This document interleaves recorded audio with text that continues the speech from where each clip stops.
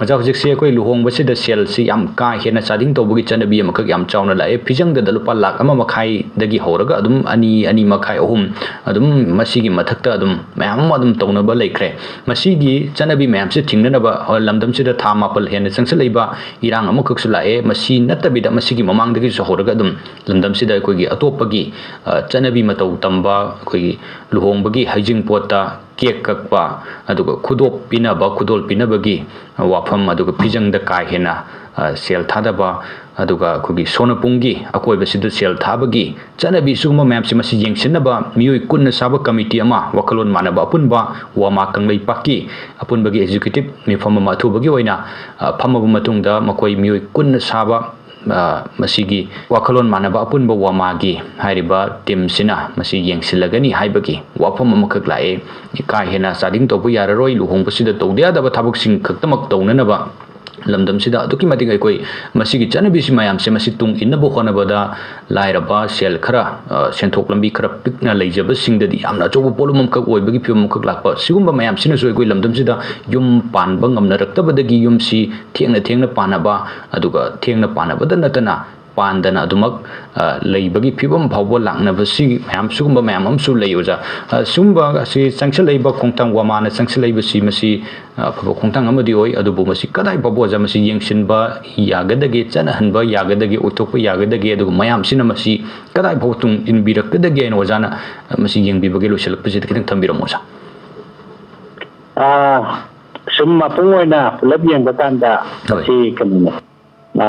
Industry अमने कोई फिजंग करीगी कनो तो जरेसे ना करना इंडस्ट्री सेटअप अम संजरई सिदैदा पैसा तालगा कनो मा एंटरप्रेन्योर अमोइना थोलक कनो जिसो दुम यावरिने अदा तौबदी मसी का हेंता कानदब पोर अमोइना कानब माइकेरोम दला पर तब लग्जरियस आइटम मम तोइना पुनिंग के चंकिंग दा द लग्जरी सिदे कनो द म्याम ते यम पामने सिदे त हि दानरे द लग्जरी की मतंग जी दी थीना हाइना से होय नतक की दाय से हेंग ngai te नतक सजे द किरो ngai बन या दे ना अदुगी फोटो द सुन संगन रखदा मंगोंदगी आइनि हेंदा म करि तौगे गाना सुन तमरकदा सुन मातु नमने अदो अखोगी कनो से लुहोंबगी हुजिक लेनिबा सिस्टम सिदी खोगी गौरिया संप्रदाय है तारे मैंने हिंदू के दुगन दागियन फरकदरा हिंदू नतबन होंगसु अदगी हिंदू की तो होंगसु मैगी तो समरी प्रैक्टिस समने लाइब लुहोंबगी पोसिदी गौरिया संप्रदाय की खुजोल मने मखुगी सिस्टम द लापने हारिबा सिस्टम सिदा मसागी कनो से मांदो के की डेकोरेशन की एक्सेप्ट मसागी मांदो मखोंसी येंगोबो योम बनतना अतई तो यादे लाई योबो थोरमी लुहोंबते कोई कनो ता होय धर्म होंगपगी अदगी धर्मगी कनोदा टेन खरा लापदुना मरम मोरकांदा अगी लाइगी पोतो पिरिगी नातोरपगी पोस यावे अदो तसेंगबदी अखोगी संगेतोंग लोइना बलु होंबगी पोसिदी कनोदा गौरांग महाप्रभु लिंगलगा माबु साखी वेलगा मागी ममांगदा पोंबनी मागी लिंगलंगबगी मा संगंगबगी गौरांग महाप्रभु लानबगी मागी कनोदा डेकोरम दुने कोना लोंबदी इनरिबो पोसे मसे केनपोबा यामने ना लेटिंग करिगी कनो याबु याते अंगोबना मतिंग ओबुलनो ओबदोबा कोगी बोर के अंगोबुलनो सेललिसे सेपनागी ड्रेस नतना को टोपोलॉजी कनो नतना अतो ने अंचुलेना अंगोबो तो लिबो आलमन मांदो फमी ने लेना अंगोबो सेलला अदुगी कनो कंसेप्ट ने अदो मसी लोय तुगारा कने जिको वेजिनो को अदंग सागी लाई थाजे तबे हेले मतिक लजनी को सुहंदन संगले लाई थाजर दिमान बादुगा लाई दुसुन थाजर कदाय तारे लाई पोतु दगी सुना तेरगा लापा अदुगी पोनम सुय कोगी मारे के लाई अदो तोगदी मसी कनोने तौनिंग कांबुना तौरगसु तौनिंग कांबुदा मसीगी लग्जरीगी ओबे हिदानबगी वखनमा पोलिबे मसी तवलोय दौ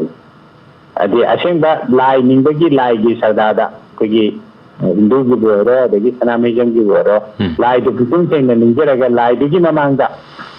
कोगी नौना लाइबा कोगी बोकेनानी निवन तुदानी दो अदगी नुगा यासनबा मोगी थौजान निजुबगी थरम मोन तबो अरगदी अदगी लग्जरियस केनो सिंग दो खरा कत्तब यारकदोबा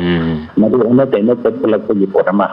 कोगी सुबलाई अमरंदा मो मसागी पिजंगी करिगी तो जेरिबेन तपनस मयाम अदगी मदुगी इंडस्ट्रीदुदा चंगजरिबा मदमी खरा मसु हिंगी मगे तामबा बेसुदम ओइले का अदो मयामदुगिसु मोगी लंबेनना अदो मोना लुहोंबंग दे टारगेट तौसिसु कते अदो दे नम पॉलिटिकली कनो तो ऑर्गेनाइज तो फंक्शन दिन करी मयाम में को अदो अदोम दसु मोना मियंग अदम तमगा लुहोंबरम दे हेना कायन मोना मतलब लागा तंगिबतिन सुमरा मोरगा कोई तंग सोसाइटी सिदा कायबा करे लागतननी जिमियाम तुगी एसोसिएशन का तलब करता है अदो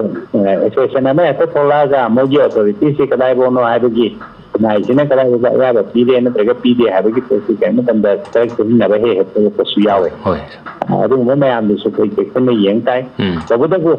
कोई कल्चर एंड ट्रेडिशन मशीन आपका जो माइक्रोवेव पूर्ण बगी वाखलोंदो लेचरदी यार को नाइजी नमीना नागी कल्चर लेगनी कल्चर दी ट्रेडिशन लेगनी को अदो हारिबा ट्रेडिशन एंड कल्चर गी मसांग यांसी चौकट आपा माइकेरंदो पुनवा ना फतरा माइकेरंदो जो को पीजी बनेबा मसी सेक्शन में तब पई तागी बोंबला का कापी से को गी ट्रेडिशन दी याते तंगई बा कनसी मौसी की मुनी न तगा लक्ष्मी ने हरगी की नॉर्मल आपनीना मधुदा कोई सनदी मतीनी नदी बोंबला कापा को दो छि लाई चांदो न लवे कोई अदो तांतो कोई पोरो ने लगो दो दिने कोई के समरी के मता कोई से ना रही तो शुभ में हम सी कोई ओने से ने परम दे से तंग अंदा लगा आने जी हमने निशिबा फजर में सकते ना मधु पुना बो होना बने है ना कोई की कनो से नाट कल्चर की कनो सिदा लम सापत को नि ने एडमान ओय थागचरी ओजा याम फजना ओजाना मैक सेंगना तंबिरे मसिगुम मयाम सि येंगा को सि खर खर हंथनबा इसा इसाना सु मसिसु होनमिन सि हाबगी वाफम दग लोइना नंगा सिगी ओनदि मतंग से इ पावगा मरि लेना खंगविना सि थौरम सि मतंग से टेंशन जरी मसिगी थौरम से द गेस ओइना लेंगसिन बिरगा थौरम सिबु हेना मपुंग फाहन बिरंबा थवाय हापिरंबो ओजा डॉक्टर एसएम सनसम एकेडमिशियन ओजाबु लोसिलकपदा अमुका हनै काय खुमने जबगु लोइना थागचब फोंदोकचरी ओजा पुना कोई काय कुनो वचे थागचरी ओजा लोइना ngasiगी इ पावगा मरि लेना खंगमिना सि थौरम सि चथजरिंग मनुदा कॉल तो बिरागा थौरम सिबु सरुक या पिरंबा रेडियो मरुपसिंग लोइना थौरम सि यूट्यूब लाइव स्ट्रीमिंग की खुथांग दा फेसबुक लाइव की खुथांग दा अदुगा रेडियो की खुथांग दा ताबिरिबा खुदिंग मपुस लोसिलकपदा उमन मकपु अकोंग सान ब थोक्सोम ना अमुका हनै काय खुमने जबगु लोइना थागचबा फोंदोकचरी।